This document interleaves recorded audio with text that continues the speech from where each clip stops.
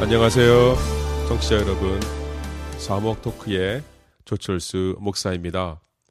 사목토크는 네 분의 목사님이 과학, 영성, 미래의 관점으로 토크를 진행하는 팟캐스트입니다. 오늘은 과학, 영성, 미래를 함께 다루어야 할 이유와 목적에 대해 함께 얘기 나누려고 합니다. 한국의 인천에서 김두한 목사님, 미국의 캘리포니아에서 샌디에고, 얼바인에서 김도일, 이학정 목사님, 그리고 텍사스 메갈랜에서 저 조철수 목사가 연결되어 있습니다. 보이스톡으로 연결되어 음질 상태가 고르지 못한 점 양해해 주시기 바랍니다. 처음 만나는 시간이니 함께 하실 목사님들을 소개하는 것이 좋겠습니다. 김두일 목사님부터 한 2분 정도 소개해 주시죠. 안녕하세요. 김도일 목사입니다. 저도 역시 과학, 영성, 미래 관심 많은, 특히 그 중에서 이 과학과 영성, 이 두 가지의 에어리아가 어떻게 인간 이해와 그리고 하나님 이해의 균형을 이루어서 건강한 그리스도인으로, 건강한 교회로, 또 건강한 인간으로 도울 수 있을까 하는데 관심이 많습니다. 선교사였고요. 그리고 스피리추얼 포메이션을 전공하고 이제 하나님의 교회를 어떻게, 하나님의 사람을 어떻게 건강하게 세울 수 있는지 연구하고 또 새로운 시도를 하려고 하는 중에 이렇게 팟캐스트를 시작하고 참여하게 돼서 감사합니다. 예, 이상입니다. 우리 김두한 목사님 소개해 주시죠. 인천에 있는 김두한입니다. 다른 목사님들은 다 미국에 계신데 저만 한국에 있습니다. 저는 한국의 대한민국 인천에서 목회하고 있습니다. 저는 원래 이론 핵물리를 전공한 물리학자고요. 그리고 어렸을 때부터 이제 선교사가 꿈이었었던 그런 비전을 갖고 있었던 목사입니다.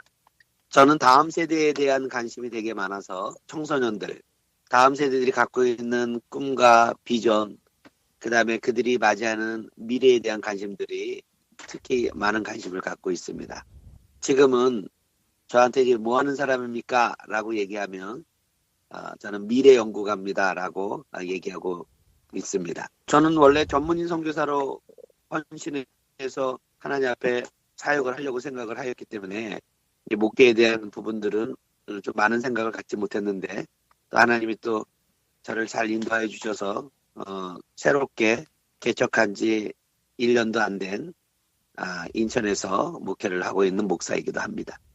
무엇보다도 오늘 이렇게 귀한 목사님 네 분과 함께 과학과 영상과 미래에 대해서 저희들이 얘기를 나누고 또한 우리의 식견들이 많은 청취자들에게 크게 도움이 되지 않을까라고 기대하며 저의 인사말을 이렇게 짧게 마치도록 하겠습니다. 여러분들 반갑습니다. 감사합니다. 네, 국회의원 인사 같으네요. 네, 네.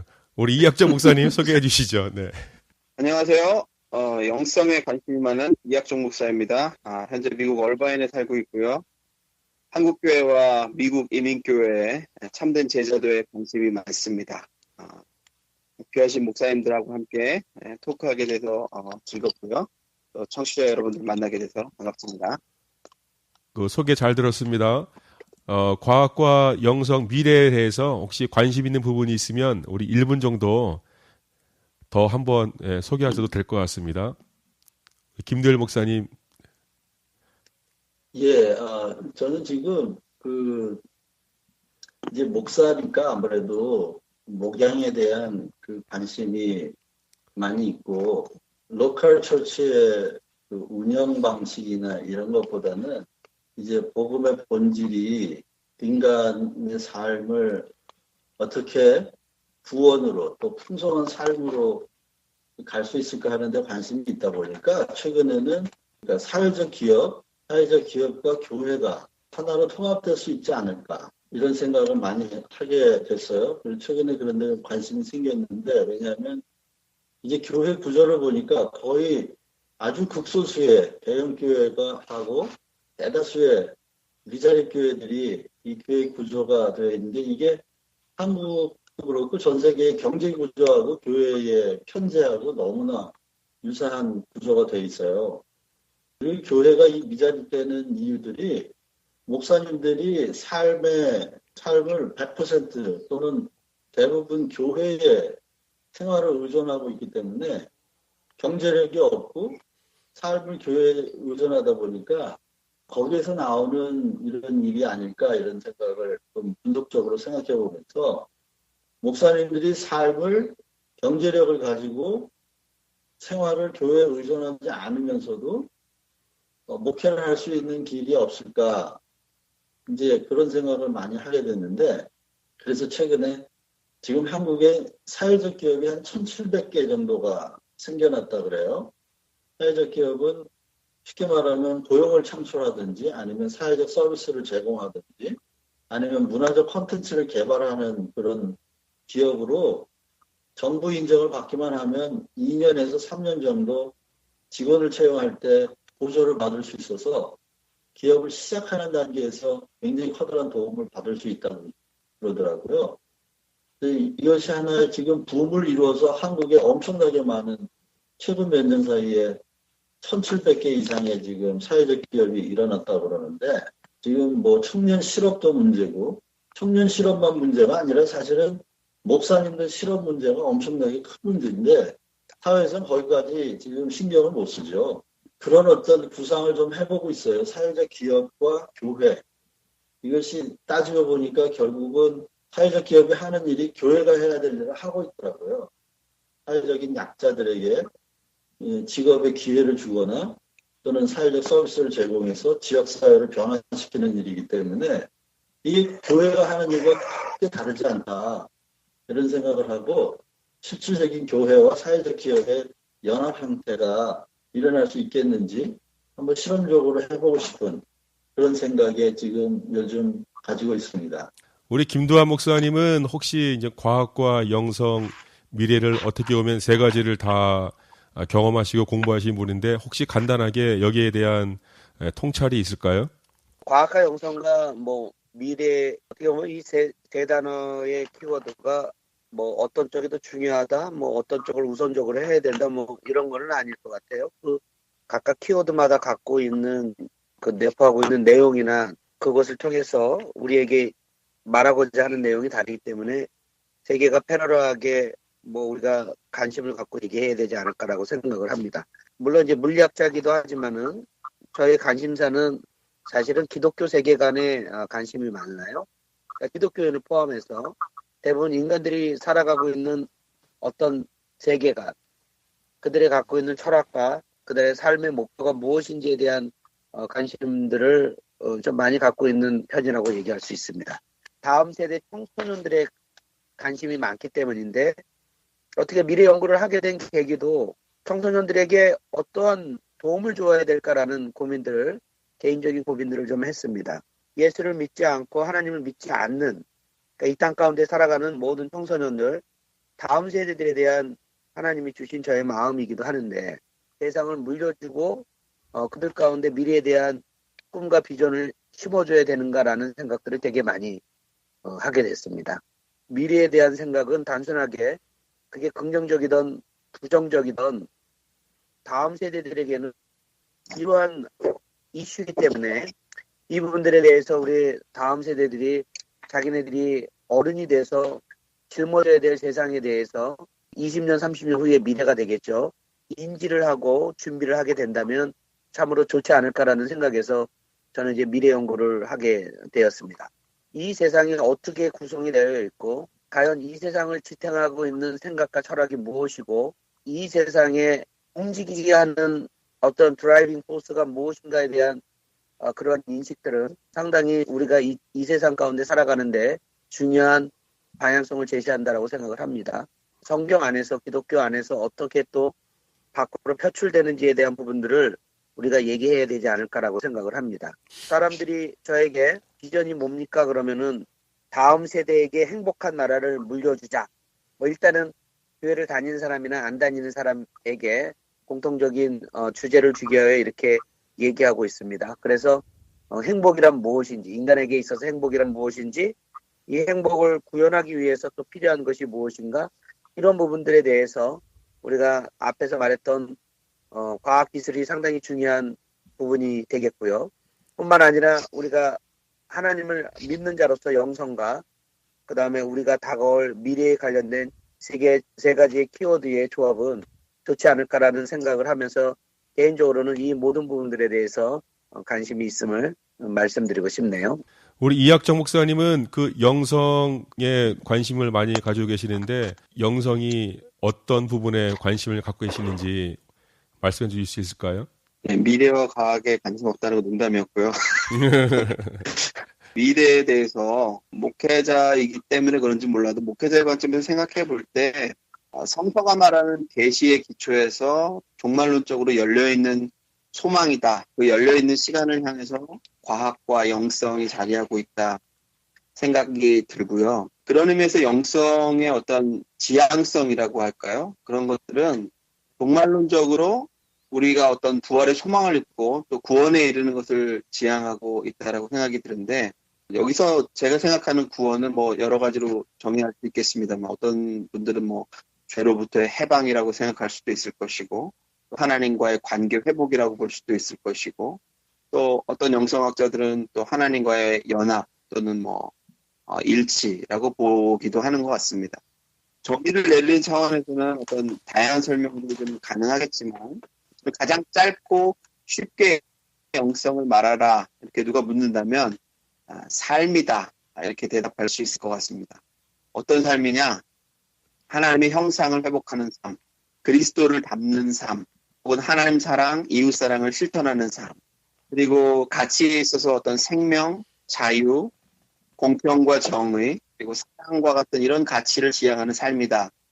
이렇게 말할 수 있을 것 같고요. 과학이라고 하는 것은 사실은 실험이나 관찰, 연구 이런 것들을 통해서 인간들이 어떻게 보면 체계화해 놓은 어떤 지식이라고 생각이 드는데 저는 사실 이 세 가지 주제에 대해서 이제 얘기한다고 하셔서 이 세 가지 관계를 좀 생각해 보니까 이 세 가지 관계 앞에서 인간들이 가져야 될 어떤 태도가 뭘까 이런 게 잠깐 생각이 들었었는데 아무래도 겸손이겠다 싶었습니다. 왜냐하면 열려져 있는 미래 앞에서 그리고 아직 연약한 삶을 살 수밖에 없는 어떤 인간 실존으로서 이성과 지식의 한계를 우리가 생각할 때 겸손할 수밖에 없지 않나 그런 생각이 들고요. 반대로 역사 속에서 이런 겸손을 상실했을 때 과학이나 영성이 혹은 얼마나 세상을 향해서 인간을 향해서 폭력적이고 파괴적인 미래를 만들어 왔는가 하는 것을 보게 될 때 겸손이라는 덕목을 우리가 좀 마음에 담고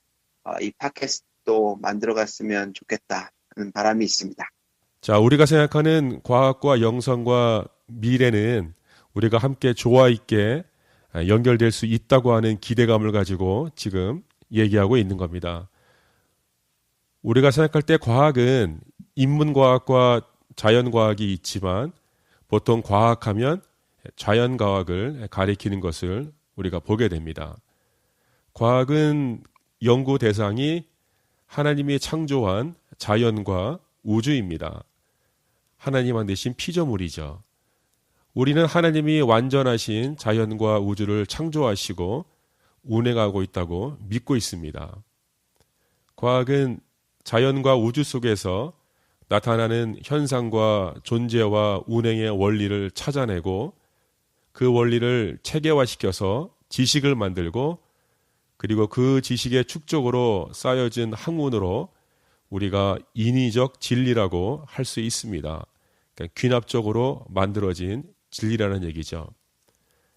과학은 계속해서 개발과 진화를 거듭하지만 인간이 만들어낸 지식의 진리는 완전하지 않습니다. 그런데도 과학 활동을 위해서는 인간의 지성이 활용되고 필요한 것을 보게 됩니다. 김두한 목사님 혹시 과학에 대한 짧은 정의를 내려줄 수 있을까요? 저희가 일단은 과학과 영성과 미래 이 키워드인데요. 먼저 많이 우리가 다루는 두 개의 키워드들은 과학과 신앙이라는 단어를 저희가 많이 얘기하고 있고요.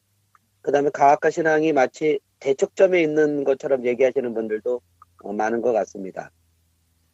그렇기 때문에 이제 과학과 신앙이 어떠한 포지셔닝을 하고 있는지를 좀 우리가 잘 알아야지 이 부분들이 우리의 삶 가운데 어떻게 들어오는지, 또한 과학과 신학이 더 나아가서 이제 미래에 어떤 식으로 미래를 결정하는지에 대한 부분들에 대한 이해가 있지 않을까 생각이 들어서요.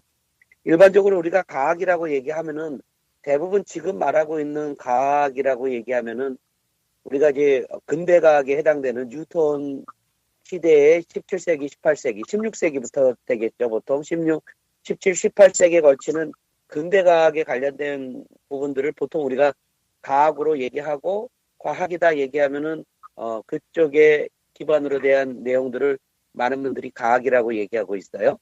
과학에서 이제 중요한 것은, 그런 내용에서 중요한 거는 바로 환원주의적 사고방식 접근과 결정론적 사고 체계를 갖고 연구하는 것을 보통 저희가 과학의 영역에 해당이 돼요. 객관성과 중요한 것은 재현성이라고 얘기해서 말해진 내용들을 다시 한번 우리가 실험적으로 재현할 수 있는 정의들이 있을 수가 있어요. 과학에 대한 영역이 단순하게 자연과학에 머물지 않고 지금은 사회과학, 인문과학이라는 단어를 계속 확장돼서 쓸 수 있는 것은, 처음에 이제 자연과학에 있어서 물리학이나 화학이나 생물학 같은 이러한 자연과학에서 있었던 성질과 특성들이 다른 인문과학이나 사회과학에서도 동일하게 이루어지기 때문에 과학이라고 얘기를 하고 있는데요.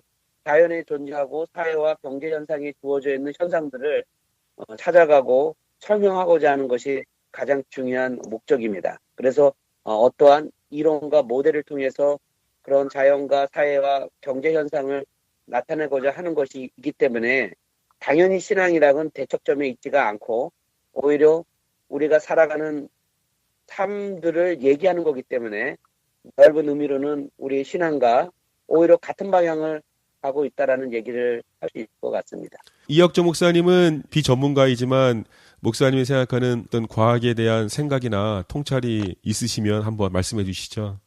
인간의 삶을 어떻게 보면 진보시키는 기술에 가까운 것으로 좀 받아들여지기 쉬운데, 저 같은 비전문가한테는 SF 영화 같은 거 보면은 굉장히 이렇게 과학이 발달하고 뭐 AI라든지 뭐 이야기들이 많이 나올 때 한 가지 이제 드는 생각은, 과학도 어떻게 보면 양날을 가진 칼 같다, 이런 생각을 하게 되는 것 같아요.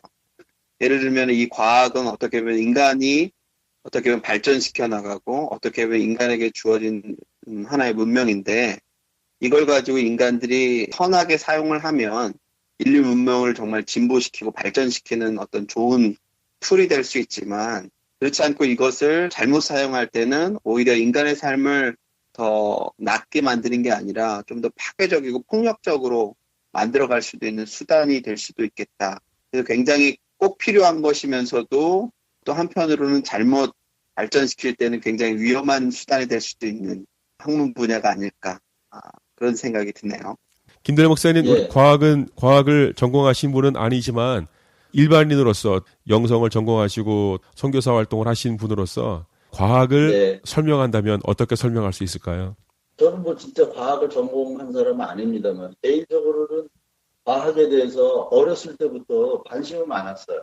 과학 동화라는 만화책을 국민학교 아마 한 3학년 그때쯤 아버지가 선물을 사가지고 오셨는데 이 세트로 된 12권짜리였던 것 같은데요. 그때부터 사실은 과학에 대한 관심은 굉장히 많았는데, 지금 그 김도현 목사님이 말씀해 주신 과학의 속성들 중에 그 세 가지를 말씀하셨는데요. 환원주의적이다, 결정론적이다, 그리고 재현할 수 있는 것들을 연구한다. 그런데 이제 이런 그 과학의 결정이 최근에 그 복잡기 과학이라든지 아니면은 양자역학에서 말하는 그 과학의 원리들하고는 굉장히 이게 지금 차원이 다른 거죠. 뭐라죠? 뉴턴 과학이 있을 때까지만 해도 이것이 맞았어요. 환원주의적이고 결정론적이고 재현할 수 있는. 최근에 관심을 갖고 있는 일리아 프리고진이라는 통계 물리학자가 얘기하는 것에 의하면 이것이 이제 고전 물리학이다. 환원주의적이고 결정론적이고 재현적인 것. 고전 물리학이고 이 현대 물리학에 오면 이런 원리하고도 저는 맞지 않는 현상들이 많이 발견이 돼가지고 이제는 과학이라고 하는 그 원리가 새로운 지경으로 나가고 있다는 생각을 하게 되더라고요. 그런 이제 아티클들을 읽으면서 과학과 영성을 연결시킬 수 없었던 이유가 사실은 거기에 있었어요. 우리의 영적인 삶 또는 이제 우리 이 목사님이 정의해 주신 영성, 하나님의 형성을 회복하는 삶, 어떻게 보면 좀 추상적인데요. 영성이라고 얘기할 때 이것은 환원적이거나 결정론적이거나 제한할 수 있는 게 아니거든요. 그러니까 예를 들면 10년 전에 내 믿음이 지금도 똑같은 궤도를 움직이고 있느냐? 전혀 그렇지 않거든요. 만약에 우리가 과학이라는 것을 환원주의적이고 결정론적이고 제한할 수 있는 것으로 국한시켜버린다면 이것과 영성하고는 연결될 수 있는 길이 이미 벌써 차단돼 버리는 거죠. 그래서 이런 고전 물리학적 과학적 정의가 아니라 현대 물리학에서 말하는 비결정론적이고 환원될 수 없고 재현될 수 없지만 그런 현상들이 오히려 자연 속에는 환원적이고 결정적이고 재현될 수 있는 것보다 환원되지 않고 비결정론적이고 그리고 재현할 수 없는 현상들이 자연 속에는 훨씬 더 많다는 거죠. 최근에 이제 복잡계 과학에서 그런 것을 이야기하면서 이제 우리가 고전적으로 가지고 있던 과학의 상식을 깨버려야 될 때가 온 게 아니냐. 그렇다면 과학과 영성을 연결시킬 수 있는 고리가 이제 생겨난다고 보는 거죠. 그렇기 때문에 우리가 지금 과학, 영성, 미래를 같이 생각할 수 있는 이유가 이제 과학의 정의를 그런 환원적이고 결정론적이고 재현할 수 있는 것들을 연구하는 좁은 영역에서 좀 더 커다랗게 열어놓을 때가 아닌가 그런 생각을 하기 때문에 저는 이제 과학과 영성의 연결점을 거기서 찾고 싶은 거죠. 김두한 목사님이 과학을 얘기하실 때 그런 부분을 이제 근대 과학 시선에서 보겠다라고 말씀을 하셨거든요. 근대 과학적인 시각으로는 이제 환원적인 모습이 이제 과학 가운데서 나타나죠. 아마 김두한 목사님도 지금 김대 목사님 말씀에 동의할 거라고 생각하는데 근대 과학의 그런 과학 본성, 과학의 원리가 필요 없는 것이 아니고 그것이 기초해야만 지금 말씀하신 통계학에서 나타나고 있는 그런 원리들이 다시 우리가 적용될 수 있거든요. 그러니까 뭘 하나 포기하고 새로운 과학을 받아들이고 그것이 아니라 고전 과학도 또 근대 과학도 같이 있어야만 수용할 수가 있거든요. 과학이라는 단어를 사용을 할 때요. 제가 이제 근대 과학에 관련된 부분들을 사람들이 과학이다라고 제가 얘기를 왜 서두에 일부러 던진 이유가 근대 과학에 대한 영향력이라고 하는 것은 어떻게 보면은 19세기 말에 이제 19세기 말까지 강력하게 역사를 했고요. 네. 그다음에 20세기에 들어와서 아까 우리 김도희 목사님께서 얘기한 것처럼 이제 현대물리라고 하는 양자역학과 상대론적인 개념을 중심으로 이제 물리학이 발전이 되면서 전혀 다른 양상의 과학의 발전이 진행이 돼요. 이제 자연과학이죠. 그러니까 그런 부분들을 우리가 기존에 갖고 있는 과학에 대한 개념과 20세기 들어서 현대물리학이라고 얘기하는 양자역학과 상대론을 기반으로 한 그 과학은 조금 달라요. 이 과학이라고 얘기하는 것이 이제는 좀 확장된 개념의 과학으로 지금 나가고 있습니다. 그러니까 그거를 우리가 특히 이제 교회 현장에서는 그거를 명심을 해야 돼요. 그러니까 대부분 이제 과학에 대해서 논하시는 분들을 보면요. 그 근대 과학으로 기반으로 되어 있는 19세기 이전의 과학을 얘기하시는 분이 대부분이라고 보시면 됩니다. 그렇기 때문에 지금 과학은 20세기를 지나서 지금 21세기를 가서 과학이라고 얘기하는 것은 우리의 다가올 미래의 아주 중요한 핵심이에요. 그러니까 과학이라고 하는 것이 어떤 우리의 삶의 한 영역을 차지하는 정도가 아니라 우리의 삶 전반적인 부분들을 다 영향력을 끼치는 과학이라는 측면에서 특히 이제 목회자들이 과학에 대한 이해를 좀 달리 하여야 되고요. 또 하나는 뭐냐면 이 과학이라는 이 분야는 우리가 아까 과학과 제가 신앙이라는 단어를 이제 두 개를 같이 써서 말씀을 드렸는데 우리는 그걸 이제 과학과 영성으로 얘기를 했지만 이것 따로따로가 아니라 신앙 안에서의 과학 안에서의 신앙, 이것이 어떻게 보면은 단어를 다른 단어를 사용하고 있지만은 우리가 이 땅 가운데 살아가는 우리 삶에 녹아져 있는 모든 거라고 얘기해도 될 정도로 지금의 과학의 그 영향력은 우리의 삶 전체를 바뀔 만한 그러한 부분이라고 저는 생각을 해서, 과학을 모르면 사실은 이 땅 가운데 살아가면서 이 땅에 살아가는 기독교인을 포함한 사람들이 이 세대를 어떻게 살아가야 될지에 대한 방향성을 아는데 어렵다라는 정도로 과학은 그렇게 지금 되게 많이 확장이 됐다라는 얘기를 꼭 드리고 싶은 생각이 있습니다. 어떻게 보면 네. 지금 김도열 목사님이 하신 얘기가 현대를 살아가는 목회자나 지식인한테 반드시 필요한 내용입니다. 그러니까 근대 과학에 있는 과학적 본성이나 원리 갖고는 현대에서 일어나는 현상들, 그것을 설명할 수가 없거든요. 그러니까 우리가 그렇죠. 앞서서 얘기할 수 있는 부분을 김도열 목사님이 지적해 준 것으로 저는 생각합니다. 우리가 과학적 진리가 객관적 진리이고 그 다음에 균합적 진리라고 한다면, 우리가 성경을 연구하는 신학은 성경은 하나님이 주시는 계명으로 우리가 연역적 진리라고 할 수 있습니다. 신학은 성경을 연구하고 이해해서 현재 인류의 삶에 적용할 수 있도록 산 지식을 제공한다고 할 수 있습니다. 신학에서 나온 내용의 결과는 성경을 연구하지만 신학의 결과는 인위적 진리라고 할 수 있습니다. 계명으로서 성경은 완전하지만 인간 지성의 결과로 만들어진 지식체계의 신앙은 과학과 마찬가지로 불완전하다는 거죠. 최근에 과학신학이라는 학문 분야가 신학 분야에서 굉장히 왕성하게 활동하는 것을 보게 됩니다. 보통 우리가 신학에서는 하나님이 자신을 계시하기 위해서 일반 계시와 특별 계시를 주셨다고 우리는 믿고 있습니다. 하나님의 창조 사역을 일반 계시로 보여주셨다면 하나님의 구원 사역은 특별 계시로 나타납니다. 일반 계시가 자연과 우주를 연구하는 과학자들에 의해서 밝혀진다면, 특별 계시는 성경을 연구하는 신학자들에 의해 이해되고 알려진다고 할 수 있습니다. 그래서 신학자나 과학자는 모두 하나님과 하나님의 창조물을 연구하고 있는 겁니다. 그리고 그 지식 활동의 결과로 얻어지는 모든 정신적, 물질적 혜택을 우리 인류가 누리고 있는 거죠. 혹시 김도열 목사님, 혹시 과학과 신학에 대한 혹시 아이디어가 있을까요?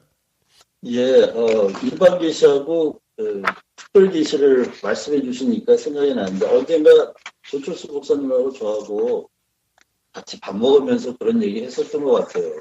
이제 물리학이라고 하는 건 어떤 물리적인 현상을 통해서 존재의 근원을 찾아가는 거라면, 그것이 과학이라면, 이제 신학은 눈에 보이는 현상을 통해 궁극적인 그 진리나 원리를 찾아가는 것이 아니고 연역적으로 하나님이 모든 존재의 근원이고 물리적 현상의 원인이다.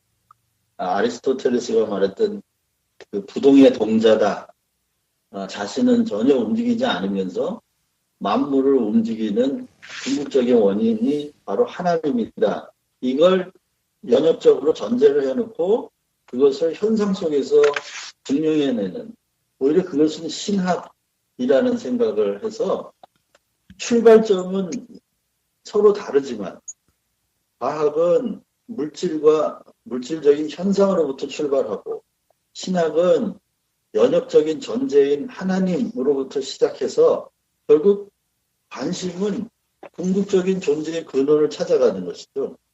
그 목표가 같기 때문에 출발점이 다르지만 목표는 같아서 자연계시와 특별계시는 한 군데서 만나게 되는데, 그걸 성경은 예수 그리스도 안에서라고 말하고 있죠. 그래서 예수 그리스도가 결국은 과학자들의 궁극 안에서 그리스도가 발견되기를 바라고, 또 하나님으로 존재했던 신학적 그 존재가 결국은 몸을 가지고 이 땅에 오신 예수 그리스도, 물질을 가지고 물질을 존재 구조로 자기 존재의 부분으로 그리스도를 만나게 돼서 결국 과학자들과 신학자들이 결국은 예수 그리스도 안에서 다 만나로 통일된다고 하는 이제 그런 소망을 가지고 있죠. 오늘 네 분 목사님의 말씀 감사합니다. 다음 방송에서 이어서 계속 진행합니다. 관심 있는 주위 분들에게 저희 팟캐스트를 소개해 주시고 계속 이어서 들어주시기 바랍니다. 함께해 주신 청취자 여러분 감사합니다. 다음 방송에서 다시 뵙겠습니다. 하나님의 사랑과 은혜로 복된 삶 사시기를 축복합니다.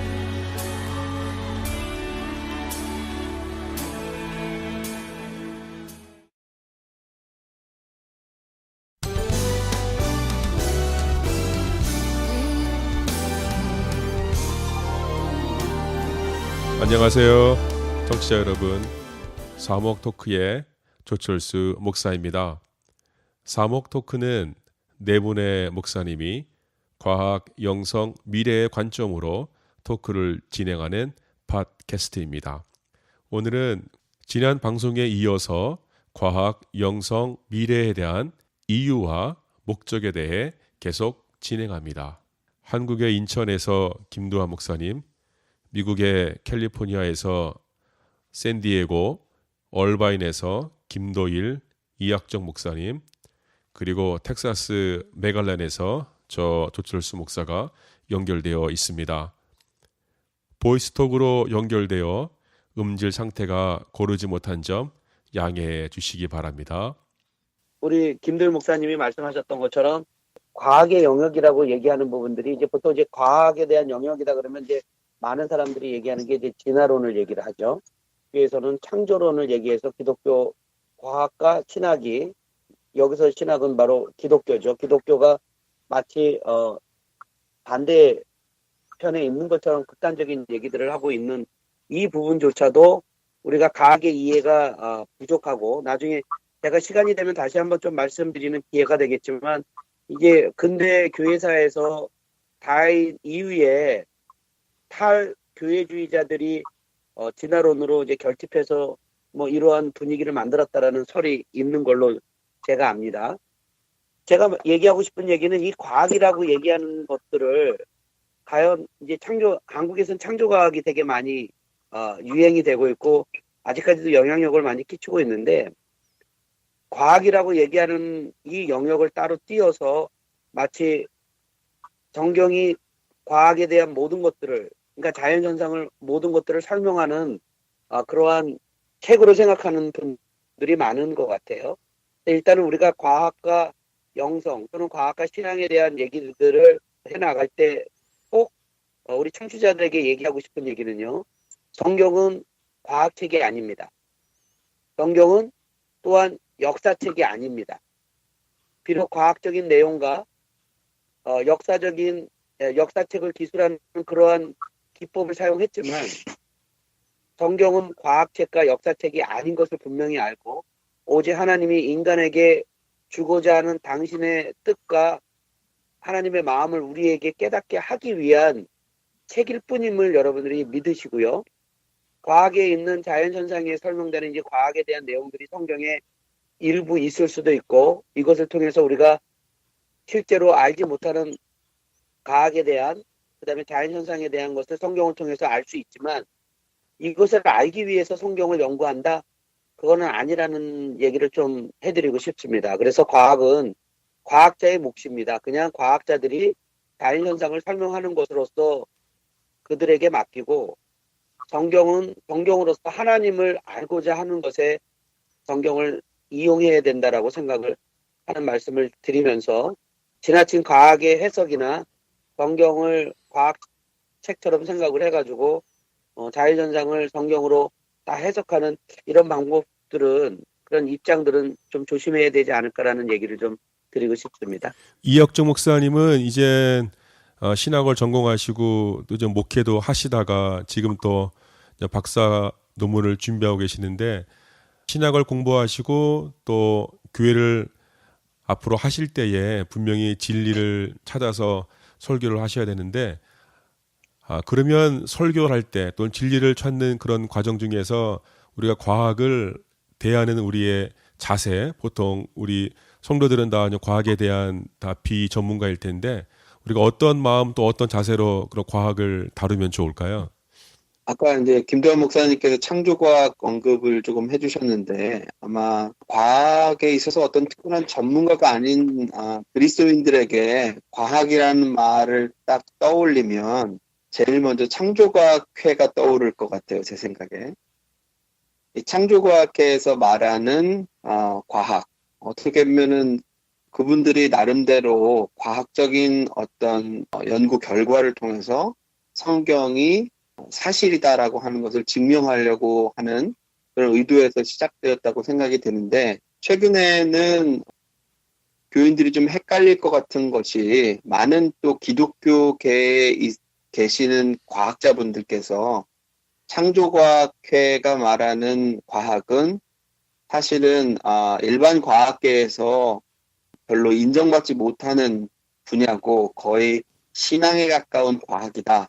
이런 비판을 또 하는 과학자 그리스도인들 분들이 또 많이 계시더라고요. 그래서 도대체 누구 말이 맞는 건가 이렇게 좀 혼란스러워하는 그리스도인들도 좀 계실 것 같긴 한데, 요즘 시대가 뭐 통섭, 통합, 굉장히 어떤 다른 분야가 하나로 이렇게 영어로는 인테그레이션 된다고 그러는데, 그렇게 하나를 묶어질 수 있는 어떤 접촉점을 찾으려고 하는 시도들이 갈수록 이제 많아지는 것 같아요. 그래서 과학신학이라는 분야도 일종의 과학이라는 분야와 신학이라는 분야가 훨씬 우리가 역사를 거슬러 올라가 보면 과학도 어떻게 보면은 하나님이 창조하신 창조 섭리를 좀 더 이해하고 그 진리를 발견해내려고 하는 어떤 시도였다라고 볼 수 있는데, 어느 시점에선가 과학과 신학이 이렇게 두 줄기로 이렇게 나눠진 것 같아요. 근데 지금 와서는 이제 다시 과학과 신학이 접촉점이 좀 어프로치하는 게 달라 보이지만 사실은 하나로 어떤 대화를 모색할 수 있는 길이 있지 않은, 김도환 목사님께서 잘 말씀해 주셨는데, 성경이라고 하는 계시된 하나님의 계시가 물리적인 어떤 현상이나 과학적인 어떤 연구 결과나 실험을 통해서 반드시 증명되어야 할 필요도 없다라고 생각이 들고, 또 증명될 수 있다라고도 생각이 들진 않거든요. 물론 그렇게 될 수 있는 분야도 없지 않아 있겠지만, 사실 기록된 의도 자체가 과학적으로 뭔가를 증명하기 위해서 기록되어졌다기보다는 어떻게 보면 말로 혹은 과학적인 어떤 실험으로 증명할 수 없는 어떤 신적인 경험을 계시라는 어떤 것으로 방법을 통해서 우리에게 주어진 것이기 때문에, 과학이 정말 발전해가지고 우리가 어떻게 보면은 눈에 보이는 현상 이면에 어떤 다른 것들까지도 과학적인 연구 근거를 통해서 드러내는 걸 통해서 신의 존재라든지 뭐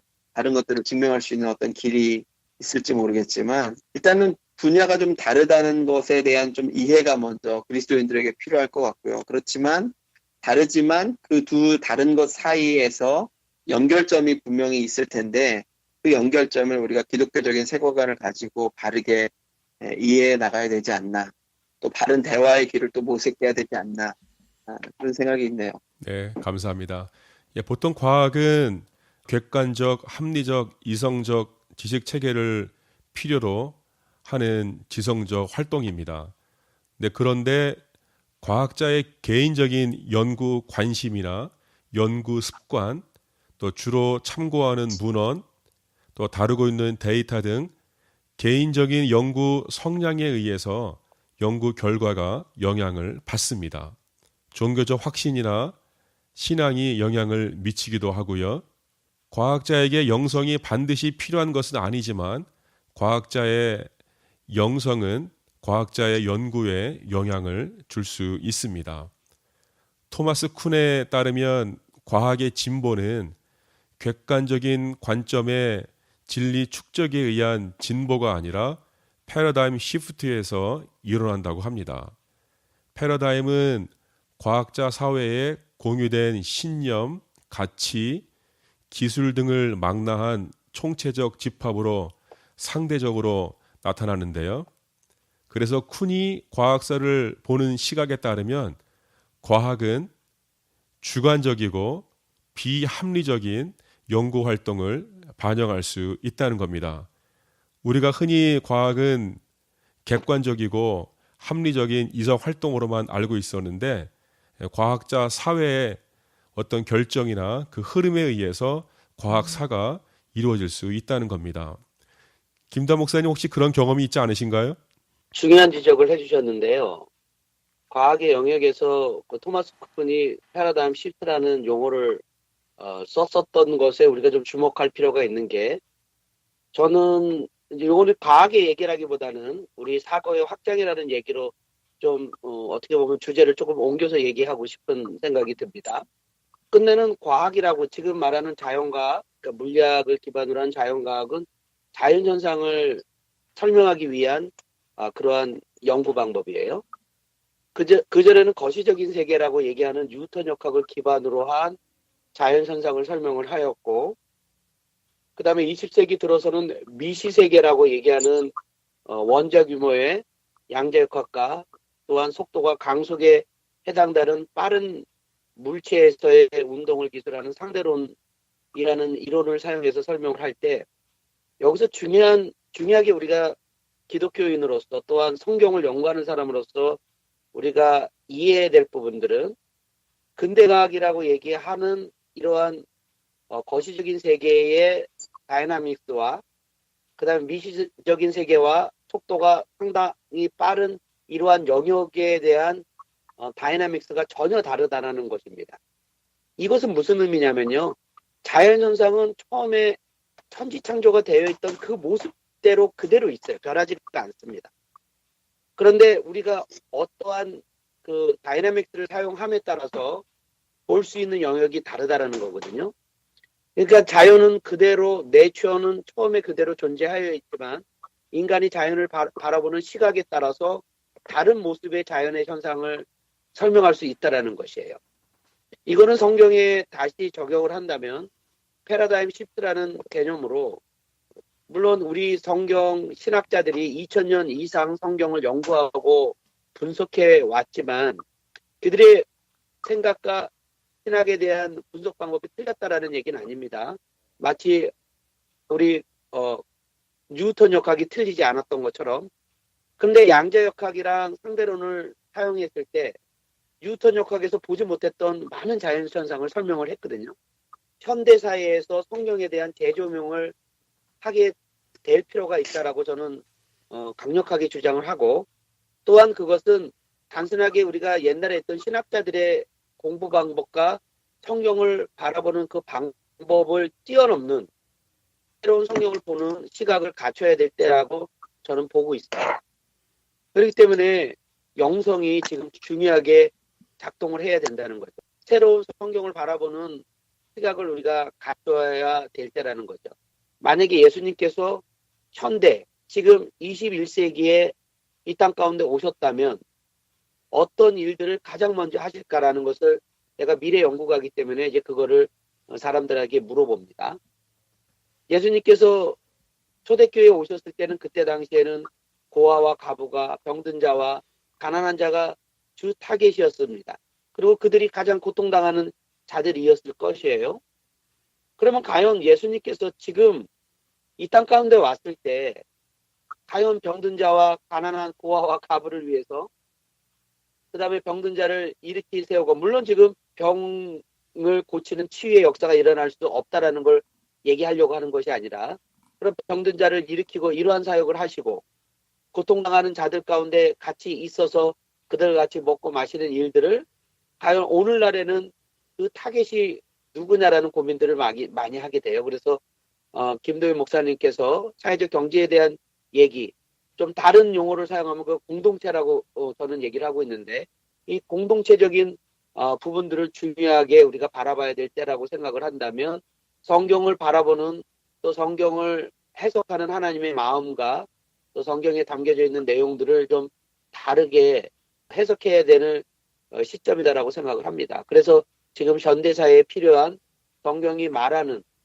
기존에 있는 진리가 바뀌어지는 부분이 아니라 다른 패러다임을 장착한 상황에서의 성경을 바라봐야 될 때라고 생각하기 때문에 지금 과학과 영상에 대한 이러한 또한 연구에 대한 방향과 우리의 토크는 시기적절한 내용이 아닐까라는 생각을 또 하게 됩니다. 김대일 목사님, 과학이 주관적이고 비합리적이다.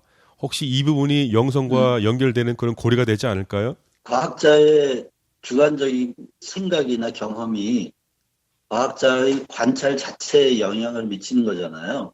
그렇죠. 그렇기 때문에 이 객관적이라고 말할 수가 없는 거죠. 엄밀하게 말하면 절대 객관이란 있을 수가 없는 거죠. 그렇죠. 인간이 존재하는 한. 왜냐하면 인간이 나라고 하는 그 개념을 가지고 있잖아요. 나라고 하는 개념 자체가 주관이기 때문에 결국 다 내가 관찰하는 거거든요. 관찰자 자체가 주관이기 때문에 객관적, 절대적 객관이라는 건 과학이나 신학이나 어디에도 없습니다, 사실은. 그럼 뭐 신학은 그러면 객관적이냐? 그렇지 않죠. 신학도 마찬가지로 객관적 주관성 또는 주관적 객관성이라는 말로 세상 모든 것이 언급돼야 된다고 저도 생각하거든요. 과학도 주관적 객관성이고 또 객관적 주관성인 거죠. 그런데 그 중에 실제로 현상적으로 제가 어느 날 그 양자역학에 대한 그 관심 때문에 아티클을 읽다가 그 빛이라고 하는 입자의 움직임이 이게 입자 운동을 하느냐 아니면 파동 운동을 하느냐 하는 것에 대한 연구가 있었는데 이게 관찰을 할 때는 빛의 입자가 입자 운동, 총알처럼 이렇게 직선 운동을 하다가 관찰을 하지 않으면 이게 파동 운동으로 나타나는 현상을 보고 제가 깜짝 놀랐어요. 그러니까 빛이라고 하는 게 엄밀하게 따지면 물질인데 이 물질이 스스로 자기가 관찰이 되느냐 관찰되지 않느냐를 알고 있는 것 같은 카메라라든지 뭔가 관찰 기구를 옆에다 대고 있으면 직선 운동을 하고 그걸 치워버리면 아무도 관찰을 하지 않으면 나중에 그 나타난 패턴을 보면 이게 그 파동 운동을 했다고 하는 증거들이 나온다고 하는 아티클을 읽고 또 유튜브에 들어가니까 이걸 그림으로 동영상으로 설명해낸 것들도 많더라고요. 그걸 보면서 저 깜짝 놀랐죠. 그러면 이게 물질과 의식, 소위 우리가 말하는 의식, 물질에게도 의식이 있나? 물질도 의식을 가지고 있나? 아니면 물질 자체가 인간의 의식과 우리가 모르는 차원에서 말하자면 무의식적 차원 또는 무의식이라고 표현할 수 없는 더 근본적인 어느 부분에서 인간의 의식과 물질이 서로 커뮤니케이션 하고 있나? 이미 굉장히 재밌는 사고의 확장을 할 수가 있겠더라고요. 말하자면 그렇다면 빛이 인간의 관찰을 스스로 의식하듯이 행동을 다르게 한다면 우리가 뭔가를 본다고 하는 것, 내가 하늘을 지금 바라보고 있고 뭐가 이거 본다고 하는 것 자체가 물질이 운동을 바꿔 물질의 운동이 바뀌어지는 원인이 인간의 관찰이라고 할 때 우리가 뭔가를 본다고 하는 것 자체가 세계를 창조하는데 지금 참여하고 있는 것인가? 이런 신학적인 사고의 확장도 되겠더라고요. 그래서 결국은 사실상 과학과 그러니까 지성과 영성 또는 과학과 신학의 경계가 과연 있나 하는 거죠. 과연 이걸 우리가 여기까지는 과학이고 여기서부터는 신학이다. 이렇게 가를 수 있는 경계선을 누가 그을 수 있을까? 이걸 과학자가 할 수 있을까? 신학자가 할 수 있을까? 이제 방금 조 목사님이 물질 세계에 나타나는 현상들이 그냥 단순한 현상이 아니고 만약 우리가 하나님이 이것을 창조했고 하나님이 섭리하고 계시고 지금 운행하고 계신다고 그럴 때 결국 물질 뒤에는 영이신 하나님이 계시는 거 아니냐. 그렇다면 우리가 물질에 대한 관찰력을 인간의 눈으로 한정하지 말고 신학적인 눈, 다시 말하면 하나님의 창조성이라든지 그 창조성이 실질적으로 어떻게 나타난다든지 그렇게 들여다볼 수도 있다는 거죠. 그러니까 엄밀하게 말하면 과학과 신학의 경계선은 사실 자기 마음이에요. 여기다 그러면 여기가 경계가 되고 저기다 그러면 저기가 마음이 되지만 그 말은 또 뒤집어 생각하면 결국 경계가 없다. 자연계시와 특별계시의 경계가 과연 어디까지인가. 그런 또 신학적인 질문이 생길 수 있다고 봐서 그런 과도기를 지금 저희가 지나가고 있다는 생각이 듭니다. 그렇기 때문에 지금 우리가 이런 이야기를 하는 것이 참 중요하고 의미 있고, 그렇다는 생각이 드네요. 네. 그러니까 제가 우리 김도일 목사님의 얘기에 대해서 조금 더 이제 다른 각도에서 좀 말씀드리고 싶은 거는, 일단은 아까 이제 과학신학에 관련된 매클러스가 이제 과학신학에 대한 얘기를 했을 때, 아까 제가 초반에 얘기한 것처럼 이 과학신학이 뭐 좋은 건가 나쁜 건가 이런 걸 떠나서, 제가 이제 과학신학에 대해서 관심을 갖고 있는 이유는, 일단 제가 과학자이기도 하지만 아까 처음에 말씀드렸던 것처럼 이제 성경이 기존에 갖고 있었던 성경을 바라보는, 대부분 이제 성경을 바라봤었던 부분들은 우리가 신대원 다닐 때 봤었던 것처럼 어떤 철학적인 기반에서 신학을 많이 봤다고 저는 보여집니다. 그러면은 제가 이제 사실은 뭐 물리학도 공부했고, 뭐 신학도 공부했고, 지금 경제학도 공부하고 있는 여러 학문을 공부하고 있는 입장으로는 각각 영역마다 학문하는 방법이 좀 달라요. 그러니까 우리가 흔히 이제 물리학적 사고방식, 경제학적 사고방식, 뭐 철학적 사고방식, 뭐 이런 식으로, 그러니까 피지컬 컨셉이라고 하는 이러한 개념으로 물리 현상을 바라보고, 이코노믹 컨셉으로서 경제 현상을 바라보고, 사실은 경제학자가 바라보는 경제 현상과 우리가 일반 사람들이 바라보는 경제 현상이 조금 다릅니다. 물리학자가 바라보는 자연 현상과 일반 사람들이 보는 또 자연 현상이 좀 다른 것처럼, 그런 부분들에 대해서 지금 기존의 신학이 철학에 기반했던 그러한 성경을 바라보는 패러다임이었다면, 지금까지 과학의 발전이 상당히 발달되어 있는 상황에서 과학이 갖고 있는 어떤 패러다임 갖고 성경을 바라보는 부분이라고 저는 생각하기 때문에, 좀 더 풍성하게 성경에 담겨져 있는 하나님의 뜻을 우리가 볼 수 있는 거라고 저는 확신을 해서 과학신학에 대한 관심을 갖고 있고요. 그 다음에 거기서도 더불어서 왜 지금 과학이 이렇게 중요하게, 또 그 어느 때보다도 지금 와서 중요하게 대두되는 이유는, 과학과 신앙에 대해서, 아니면 물질과 인식에 대해서 구분해서 얘기를 해요. 그 다음에 철학자들도 그렇게 얘기하고 있고, 체가 있고, 그 다음에 정신세계가 따로 있는 걸로 성경도 이제 그렇게 많이 구분되어 있죠. 육체와 그 다음에 영성, 육체와 정신과 혼 구분되어 있는데, 과연 이게 두 개가 경계가, 이거는 육체의 것이고 이것은 정신세계 또는 영적인 것인가라는 것을 명확하게 구분할 수 있느냐라는 것을 우리가 사실 솔직히 생각을 해봐야 될 시점이에요. 뇌과학에 관련된 책들도 제가 이제 번역을, 브레인 와이즈라고 얘기하는 그 처칠랜드 신경 철학하시는 분의 책을 공동으로 같이 번역을 했는데, 그 내용에서도 끝내는 인간의 의식, 인간이 뭔가를 의식하고, 우리가 흔히 말하는 정신세계라고 하는 것도 브레인에 있는 세포들의 액티비티다라고 얘기를 하는 거죠. 우리가 생각한다라고 하는 게 영의 세계가 따로 있어가지고, 우리 육체가, 우리 썩어질 이 육체가 과연 영적인 생각을 어떻게 해야 되는, 어떻게 하고 있는지에 대한 부분들에 대해서 명확하지가 지금 않거든요. 근데 이제 과학이 발달이 되면서 여기에 대한 인터페이스가 어떻게 되는지, 어떻게 설명할 수 있는지에 대한 부분들을 고민하는 사람들이 나오고, 그 다음에 그게 철학자들 분야에서는 신경철학이라고 하는 분야의 철학자들이 이 부분들을 연구하고 있다고 합니다. 연구자로서, 과학자로서 물질과 의식 두 영역에 대한 인터페이스를, 아니면 그 영역을 어떻게 설명해야 되는지에 대한 연구가 진행이 되고 있어요.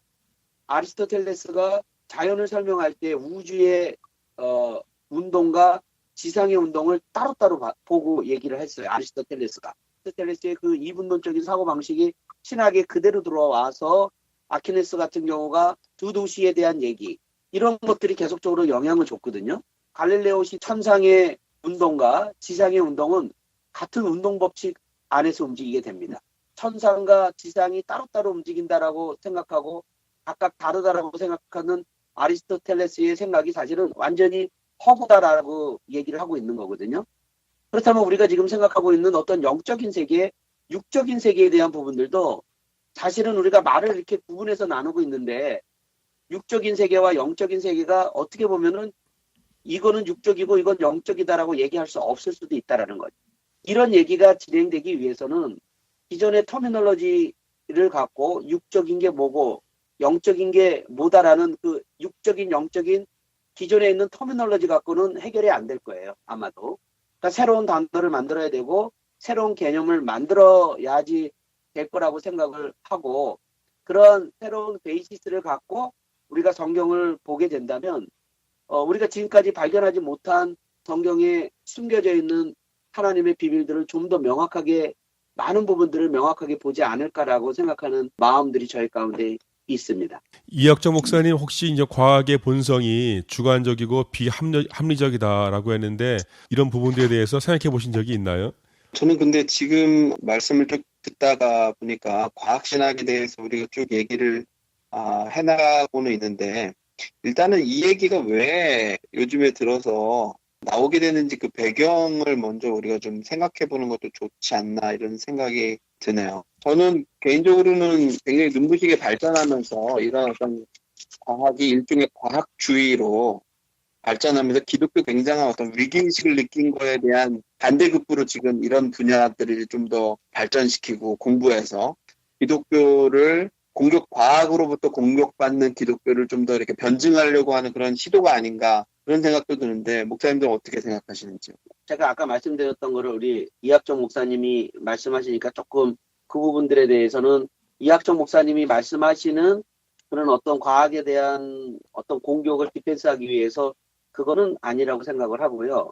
하나 더 말씀을 드리는 거는 제가 아까 얘기했던 거를 중복적으로 얘기를 하는 건데 저는 지금 시대가 되게 중요하다고 생각하는 게 지금까지 있었던 우리의 성경을 보는 신학적인 툴이죠. 그러니까 성경을 보는 툴이 이 신학적인 툴이 기존에 있었던 우리 인문학적인 철학이라는 그 학문의 영역에서 다루었었던 그 틀 갖고 성경을 봤다고 생각합니다. 지금 신학이. 새로운 무슨 성경을 연구하는 뭔가가 있는 게 아니고 예수님이 있기 그 전에 고대 시답 사회에서부터 있었던 아리스토텔레스에서부터 소크라테스, 아리스토텔레스, 플라톤이 있었던 그 철학적인 사고 방식을 갖고 성경을 풀었다고 저는 생각을 하고 있는데 그 패러다임을 바꿔야 될 시점이다라는 거죠, 저는. 그러니까 오히려 이거는 과학에 대한 공격 이런 게 아니라 근대가 그러니까 뉴턴 역학 얘기하고 현대 물리를 얘기를 했던 것처럼 우리가 자연 현상은 변하지가 않지만 뉴턴 역학을 통해서 봤었던 고전 역학에서 봤었던 현상과 자연은 변하지가 않지만 현대 물리라고 하는 양자 역학과 그다음에 상단에서 봤었던 현상들이 전혀 다른 현상들을 보거든요. 자연은 똑같은데.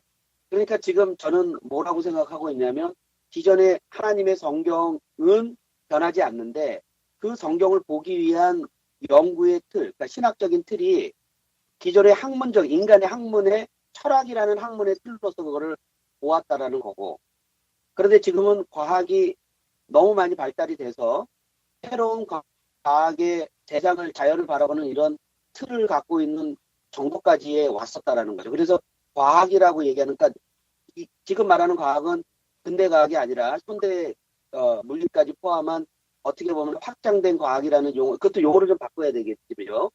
확장된 과학이라는 이러한 패러다임을 갖고 성경을 보게 된다면 지금 우리가 보지 못했던 철학을 기반으로 봤었던 그러한 성경에서 보지 못했었던 그러한 놀라운 하나님의 비밀들을 볼 수 있는 우리의 패러다임이 확장되는 과정에 있다고 저는 본다라는 거예요.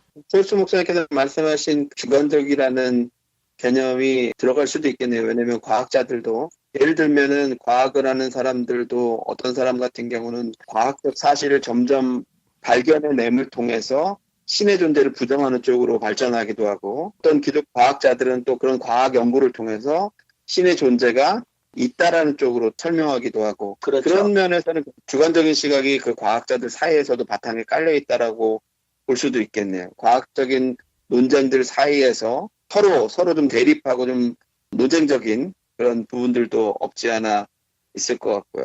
맞습니다. 네, 그 이학정 목사님이 그 과학 신앙에 대한 그 출현에 대한 지적도 맞는 부분이 있습니다. 과학주의가 번영하면서 이제 기독교 사상이 쇠퇴하는 모습 그런 가운데에서 과학 신학에 나왔다고 하는 부분도 그 부분도 맞고 그다음에 김두한 목사님이 이제 보시는 어떤 그 다른 시각이 이미 존재하고 있었다는 거 지적도 저는 맞다고 봅니다. 하나님의 신성은 자연과 우주 그리고 성경에 반영되어 있습니다. 하나님의 형상을 입고 창조된 인간은 감성과 지성과 영성으로 하나님의 신성을 인지하고 이해합니다. 그리고 하나님께 부여받은 감성으로 예수를 만들어내고 지성과 영성으로 과학과 신학의 진리를 연구한다고 할 수 있습니다. 근데 현재의 과학은 학문으로만 그치지 않고 현대사회 전반에 걸쳐 지대한 영향을 미친다고 우리 김도하 목사님이 적해 주셨습니다. 그리고 미래의 삶과 문화를 주도하고 있습니다.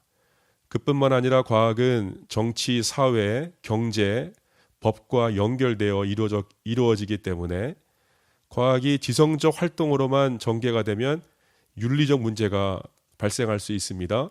과학의 본질은 윤리성을 내포하고 있지는 않지만 옳고 그름에 대한 판단과 연구의 범위를 제한하는 기독교 세계관이 그래서 필요하게 됩니다. 기독교 세계관은 하나님의 창조 섭리에 합당한 영성을 과학에 부여해서 과학이 인류의 복지와 안녕에 기여할 수 있도록 만들 수 있게 되는데요. 아까 우리 김다 목사님이 기독교 세계관에 대해서 말씀해 주셨는데 과학이 과연 선과 악을 구별할 수 있는 윤리적 잣대를 가지고 있을까요? 과학이 선과 악을 구분할 수 있는 윤리를 제공할 수 있느냐라는 부분들에 대해서는요. 우리가 그 각각 학문의 영향, 그러니까 교회 안에서 보면은 우리가 각각 달란트가 있습니다. 뭐 목사도 있고 교사도 있고, 그러니까 각각 달란트가 있고 은사가 있는 것처럼 뭔가가 만들어지고 그 다음에 그 만들어진 것은 그 목적이 있습니다. 대부분은 이제 그 목적에 의해서 그거를 활용할 때 가장 최적인 게 되죠. 그렇다면 과학이 왜 만들어졌는지에 대한 부분들을 우리가 생각하면 그 부분들에 대해서 우리가 좀 얘기할 수 있지 않을까 생각합니다. 과학은 자연현상을 설명하기 위해서 만들어진 도구이거든요. 과학이 죄에 대한 얘기들을 할 수는 없을 겁니다. 물론 과학을 통해서 얻어지는 다양한 지식을 통해서 죄가 무엇인지 뭐 이런 얘기를 얘기할 수 있으려면 있을 거라고 생각하는데, 저는 개인적인 생각이 하나님이 우리 가운데 이성을 주시고 과학과 모든 학문을 주셨다고 저는 믿기 때문에 그 학문의 영역에 해당되는 이상의 것들을 굳이 무리하게 저는 적용할 필요가 없다라는 게 이거는 개인적인 저의 생각입니다. 그래서 과학은 과학의 역할을 충실히 하면 된다라는 게 저의 생각이고, 과학은 바로 자연현상을 잘 설명하는 부분들에 대해서 만들어졌고 그거를 잘 하면 그러면 된다고 생각합니다. 그래서 창조과학자들이 지나치게 성경에 있는 내용들을 과학적으로 풀어서 하려고 하는 것을 저는 원칙적으로 반대를 합니다.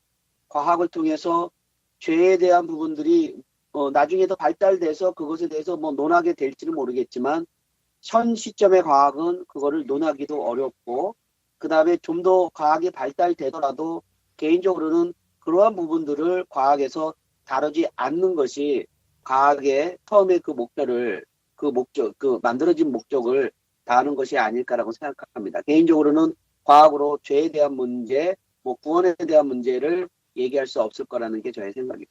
김도열 목사님, 혹시 과학이 하는 활동이 인류를 지금 복되게 하고 있는데 모두 옳을까요? 어떻게 생각하세요? 예, 그 가치관의 문제가 사실 옳고 그른 문제, 또 선과 악의 문제인데, 이제 우리가 지금 조 목사님 질문이 윤리적인 가치, 선과 악을 과학이 증명해내거나 또는 판단할 수 있겠느냐 하는 질문이신데요. 사실 저는 질문이 조금 바뀌어야 된다는 생각이 들어요. 우리가 윤리적 이렇게 말할 때 이미 거기에는 인간의 가치관이 중심이 되잖아요. 인간의 가치, 그러니까 우리가 윤리다, 도덕이다라고 말할 때 전통적으로는 인간의 삶에 폐해를 끼치는 행위는 악이고 인간의 삶을 증진시키는 쪽은 선이다. 이것이 이제 어떻게 보면 합의된 선과 악의 기준이죠. 그런데 성경은 기독교 이름에서는 모든 진리의 궁극적인 소스, 유일한 자료, 자원이라고 볼 때 성경에서는 이 자연 안에도 하나님의 신성이 들어있다. 그렇게 이야기를 해요. 그리고 과학이 자연현상을 연구하기 위해 만들어진 학문이다. 우리 김도하 목사님 말씀하신 것에 종합해 보면 결국 그러면 정직한 과학자라면, 뭐 선과 악을 떠나서 정직한 과학자라면 자연 현상 속에서 인간의 지혜로는 설명할 수 없는, 이거는 인간의 지혜의 경계를 훨씬 초월해버리는 어떤 신적인 영역을 발견한다. 그래서 그것을 인정할 수밖에 없다. 라고 했다면 과학은 궁극적인 선을 말하고 있다고 해도 과언이 아니라고 생각해요.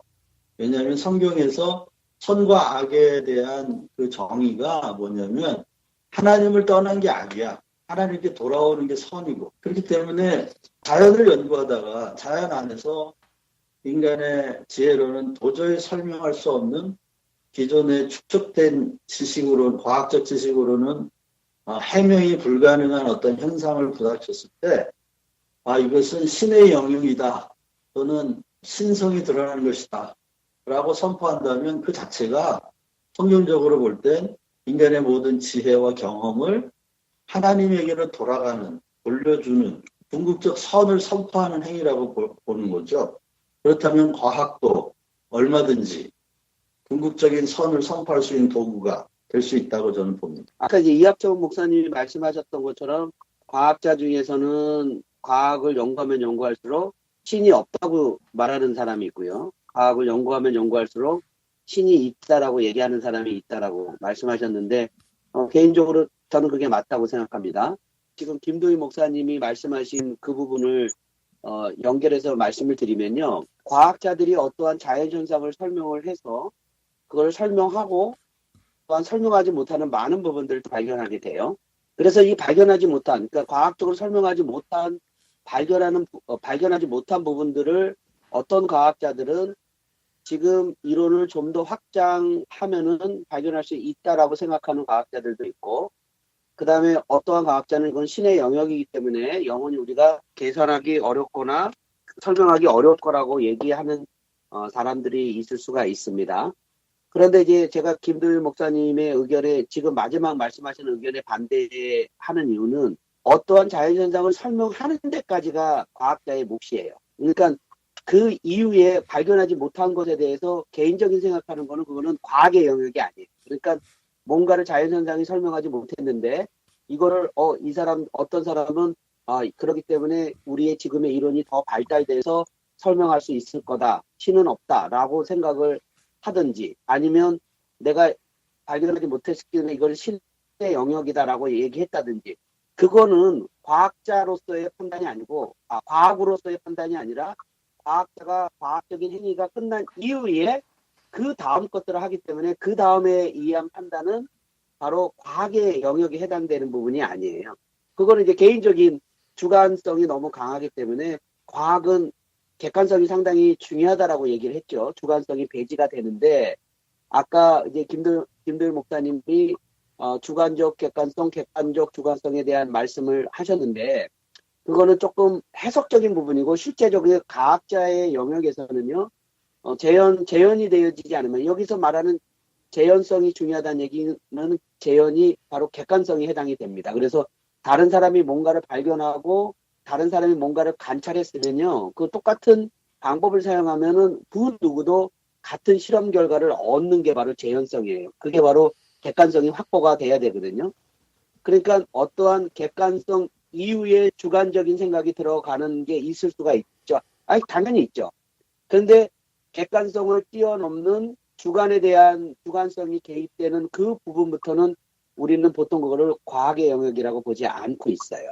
기독교인의 입장에서 말하는 거예요. 과학과 신앙, 이 모든 걸 통합적으로 보려고 하는 기독교인의 입장에서는 네. 궁극적으로 하나님이 과학의 한계 자체를 하나님의 영역의 선포로 사용할 수 있다는 차원에서 과학도 그럴 수 있다. 이렇게 말씀드린 거죠. 네, 이학조 목사님 얘기해 주세요. 지금 두 분 말씀 잘 들었는데요. 처음에 저는 이제 그 조철수 목사님께서 질문하실 때 그 과학과 관련해서 어떤 윤리 문제나 선악의 문제에 관련해서 질문을 하셨을 때 언뜻 떠오르는 생각이 뭐냐면 사실은 과학 자체는 어떤 윤리라든지 뭐 선악의 기준은 어떤 윤리적인 판단 기준, 가치 판단을 할 수 있는 어떤 인간이 하는 거잖아요. 그러니까 그런 면에서 과학 자체가 혹은 과학의 발전 자체가 어떤 선악이나 윤리의 문제를 새롭게 했다기보다는 인간들이 과학의 발전을 통해서 인간이 어떤 가치를 판단하거나 평가하는 그 인간의 가치관이 달라지는 거라고 생각이 들거든요. 그래서 예를 들면은 어떤 생명과학의 발달하는 걸 통해서 과거에는 인간의 생명 혹은 생명이 있는 존재로 언제부터 인간을 볼 것이냐 이런 기준 관련해서도 생각이 달라질 수 있는 거잖아요. 예. 낙태의 문제도 그 문제에 있어서 굉장히 센시티브하게 접근해야 되는 문제 가운데 하나이기도 할 것 같고, 그리고 다른 분야에 있어서도 이제 점점 과학이 발전하면서 인간들이 이전의 과학으로는 생각할 필요가 없었던 혹은 그렇게밖에 생각할 수 없었던 윤리적이나 어떤 선악의 판단 기준이 과학이 점점 발달하면서 인간의 가치관이 점점 달라지는 거죠. 이렇게도 볼 수 있는, 우리가 보고 있는 현상이 전부가 아니네. 뭔가 새로운 어떤 윤리체계가 자꾸 들어오고, 인공지능으로 만들어진 존재는 우리가 그냥 부속품으로 여길 것이냐, 아니면 어떤 존재로 여길 것이냐, 인간과 기계 사이의 어떤 중간 존재로 여길 것이냐, 이런 어떤 다양한 윤리적인 이슈들이 사실은 이제 부각되기 때문에 어떤 면에서는 과학의 발전과 함께 이것을 신학적 관점에서 혹은 윤리적 관점에서 어떻게 우리가 재해석해야 될 것인가의 문제로 좀 더 우리가 얘기를 끌어가야 되지 않을까 그런 생각이 듭니다. 지금 김대일 목사님이 얘기하신 양자역학적 현상, 사고, 그 다음에 또 김두환 목사님이 얘기해 주신 과학적 객관성, 이런 얘기들은 우리가 좀 구별할 필요가 있는 게 과학적 사실과 과학의 본성과 과학자 사회의 윤리가 우리가 함께 이렇게 혼합되면은 얘기가 이렇게 복잡해지거든요. 그러니까 이제 과학적인 사실은 사실대로 얘기해야 되고, 그 다음에 과학이 갖고 있는 본성은 본성대로 얘기해야 되고, 그 다음에 과학자 사회가 가지고 있는 공동체적 윤리는 또 윤리대로 얘기해야 되고, 그런 관점에서 얘기를 하면 좋을 것 같습니다. 근데 과학이 현대 사회에 합당한 지식으로 인정받고 체계화되기 위해서는 과학자 사회에 소통과 또 증명되고 공감되는 부분이 필요한데요. 이 부분이 바로 우리 김두한 목사님이 지적해 주신 객관성, 환원성이라고 할 수 있습니다. 이것은 과학적인 사실에서 근거하는 것이 아니고 과학의 본성이 어떻게 과학적인 지식이 만들어지냐에 대한 본성이기 때문에 객관성이 확보되지 않으면 과학적인 지식으로 세워질 수 없다는 부분입니다. 과학과 영성이 결합하면 폐쇄적이고 이기적이고 독선적이고 악의적인 지식 체계 과정의 오류를 막을 수 있습니다. 과학의 발전으로 얻어진 문명과 문화의 혜택을 소외된 나라와 민족에게도 나눌 수 있는 정책 결정, 또 그런 마음을 과학과 영성에서, 또 과학과 영성의 통합에서 찾을 수 있습니다. 과학은 미래의 꿈을 현실화하는 능력이 있고요. 그리고 지식의 힘은 미래에 반영되어 나타납니다. 과학과 영성이 통섭되면 미래의 그림을 긍정적이고 희망적인 인류애로 가득하게 채워 그릴 수 있습니다. 왜곡된 가치관과 이단적 사고와 불완전한 인격의 과학은 어둡고 지배적이며 혼란으로 엉켜있는 미래를 만들게 됩니다. 과학이 씨앗이라면 영성은 옥토가 되고 미래는 열매라고 할 수 있습니다. 김대일 목사님, 혹시 과학이 발달하는 사회, 영성이 함께 발달하는 사회, 그 미래가 어떻게 밝은 그림일까요? 어두운 그림일까요? 저는 종말론적인 소망이라는 표현을 이 목사님이 하셨는데, 이미 우리는 그 미래를 약속받고 있는 사람들이잖아요. 기독교인 입장에서 보면. 궁극적으로는 하나님께서 역사의 주관자이시다, 이런 것을 믿기 때문에 과학과 영성이 지금 조화되어 가고 있는 과정이 있고, 그 과정 중에 하나님이 함께하고 계시다, 저는 그렇게 보기 때문에요. 미래는 밝다, 저는 그렇게 생각해요. 물론 이제 부정적인 부분이 있을 수는 있겠죠. 이제 기술이 어떻게 이용되느냐에 따라서 칼이 수술 도구가 될 수도 있고 사람을 찌르는, 죽이는 도구가 될 수도 있는 것처럼 그 과학 자체의 가치는 중간적인 것 같고, 그것을 어떻게 인간이 그것을 사용할 것이냐 하는 것에 이제 그 미래가 달려 있다고 보는데요. 지금까지 인간이 변하지 않았으니까 앞으로도 변하지 않을 것이다. 이런 인간을 들여다보는 현상적인 측면에서는 우리가 그렇게 생각하는 것도 존중하고 또 대비를 해야겠죠. 그러나 인간의 이 역사의 주관은 하나님이시다. 완전히 선하신 하나님이시다라고 봤을 때 기독교인은 미래에 대하여 긍정적인 생각을 버릴 수가 없는 것 같아요. 이학정 목사님은 어떻게 과학과 함께하는 사회가 어떨 것 같아요?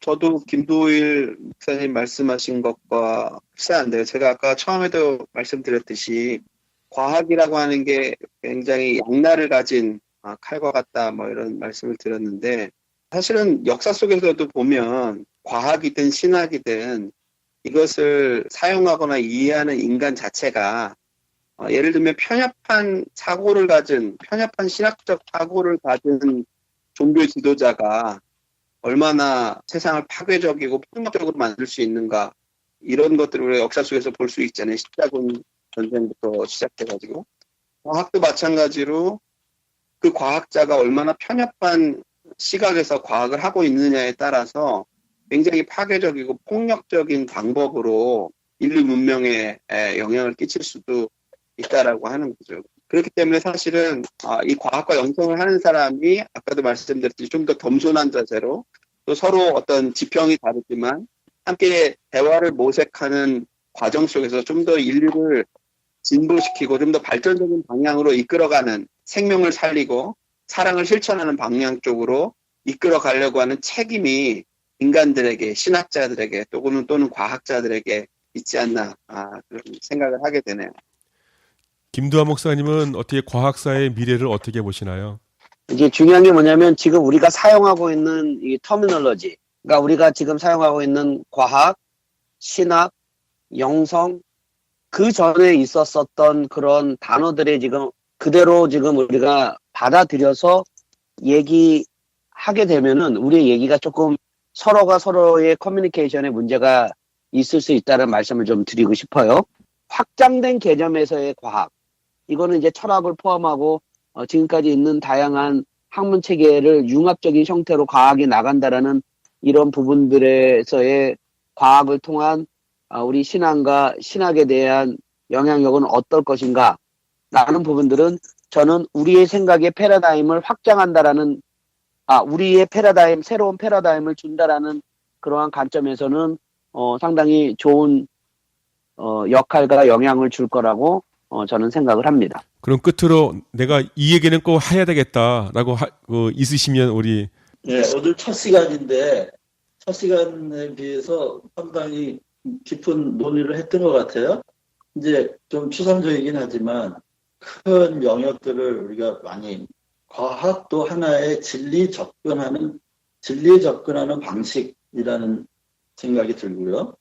물론 이게 물질 세계의 현상을 연구함을 통해서 진리에 접근하는 방식이죠.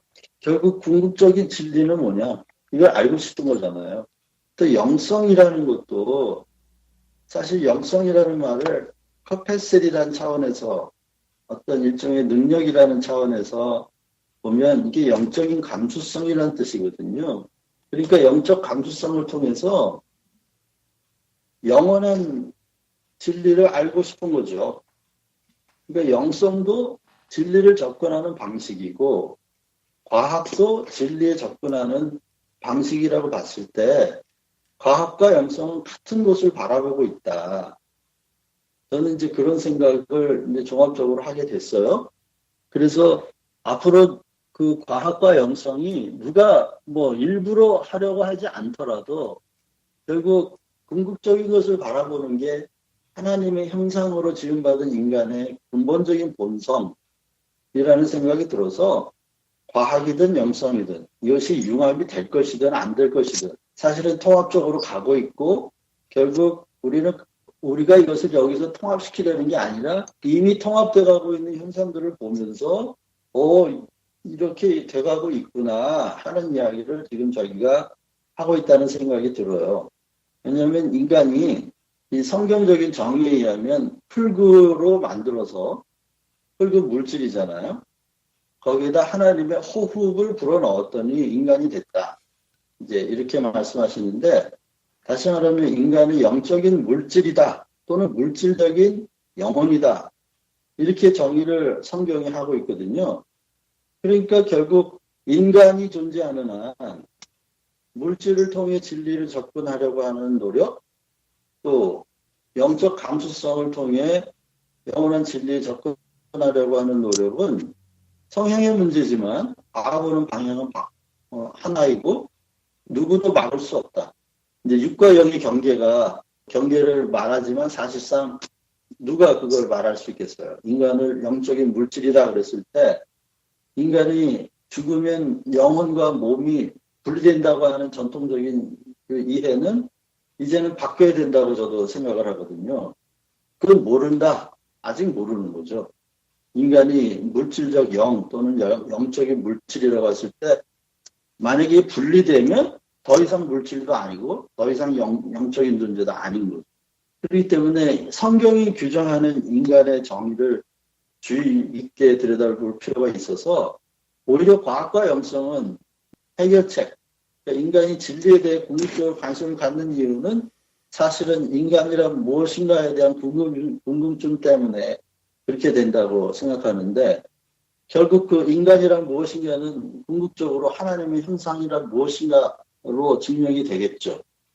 그래서 그런 방향을 이미 기독교인들은 내다보고 있고, 이 과학 또는 영성 또는 신학, 이것은 다 도구가 되어 시간이 지나감에 따라 융합되면서 궁극적으로 인간이란 무엇인가, 하나님의 형상이란 무엇인가, 또 거기에 배경으로 관계하시는 궁극적인 그 동자이신 하나님은 누구신가에 대한 궁극적인 대답이 아마 주어질 것이다.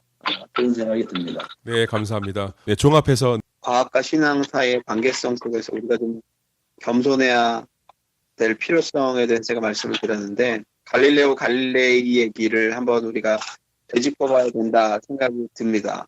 왜냐하면 기독교가 신학적 사고를 가지고 과학을 판단할 때 기독교가 굉장히 무지를 보이고 과학의 진보를 막는 그런 실수를 범할 수도 있고, 혹은 과학이 과학주의로 너무 흘러서 모든 사실을 어떤 실증을 통해서만 증명하고 증명될 수 있는 것만이 진리다라고 믿는 그런 오만함을 보일 때는 오히려 창조주의 존재를 부정할 수도 있는 그런 방향으로 흐를 수도 있는 위험성이 있다라고 생각이 듭니다. 그런 면에서 볼 때는 우리에게 미래라고 하는 게 어떤 사람들에게는 너무 지나친 낙관주의로 흐를 수도 있고 지나친 비관주의로 흐를 수도 있다라고 보는데, 사실 그 미래를 어떻게 채워나가야 되는가 하는 것은 어떻게 보면 우리 인간들 자신에게 주어진 어떤 숙제라는 생각이 들고요.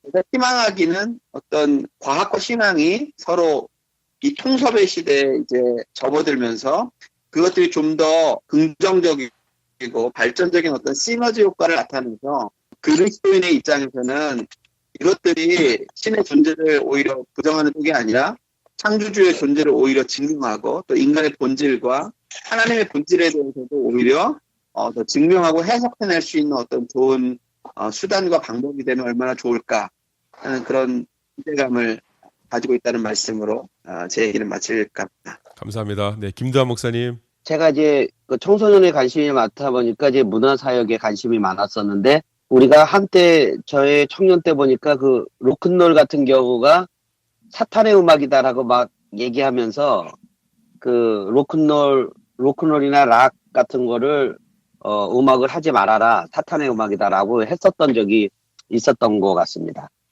근데 사실은 이 땅 가운데 있는 모든 것들은 태생적으로 악하거나 선한 게 없다고 생각을 해요. 중요한 것은 뭐가 거룩하고 뭐가 속한 거는 그것에 갖고 있는 것이 아니라 그거를 지배하는 사람이 어떤 사람인지에 따라서 결정이 된다고 생각을 합니다. 과학도 마찬가지죠. 과학이란 영역에 거룩한 자가 있으면 그것이 하나님 앞에 거룩하게 쓰임을 받을 수 있게 될 것이고, 그곳에 사탄의 세력과 악한 세력이 과학을 만약에 점유하고 있다면은 아마 그것은 하나님을 배반하는 그러한 곳이 될 거라고 생각을 합니다. 이 거룩한 자가 가 있는 그곳이 하나님이 같이 동행하시는 그곳이 되고 그 거룩한 곳이 된다고 생각을 합니다. 이 토크를 통해 가지고 우리 안에 있는 생각에 확장된 부분들에 대한 내용들은 끝내 우리가 이런 부분들에 대해서 거룩한 자가 먼저 선점하고 하나님이 우리 가운데 주신 이 성경을 어떻게 그 숨겨져 있는 하나님의 뜻들을 좀 더 깊이 명확하게 아는 그 도구로서 과학이든 철학이든 신학이든 영성이든 미래든 이 모든 것들이 단지 도구일 뿐이고 이 도구를 통해서 우리가 알고자 하는 하나님의 모습을 좀 더 명확하게 그리스도인으로서 이 세상을 변화시키고 하나님의 말씀을 증거하는 그러한 사명을 갖고 있는 자로서 이 모든 것들을 도구로 사용하여 하나님이 이 땅 가운데 우리에게 주신 것들을 청지기적 사명을 갖고 잘 다스리고 나아갈 수 있었으면 좋지 않을까라는 말씀을 드리고 싶습니다. 오늘 네 분 목사님의 말씀 감사합니다. 함께 해주신 청취자 여러분 감사합니다. 관심 있는 주위 분들에게 저희 팟캐스트를 소개해 주시고 계속 이어서 들어주시기 바랍니다. 다음 방송에서 다시 뵙겠습니다. 하나님의 사랑과 은혜로 복된 삶 사시기를 축복합니다.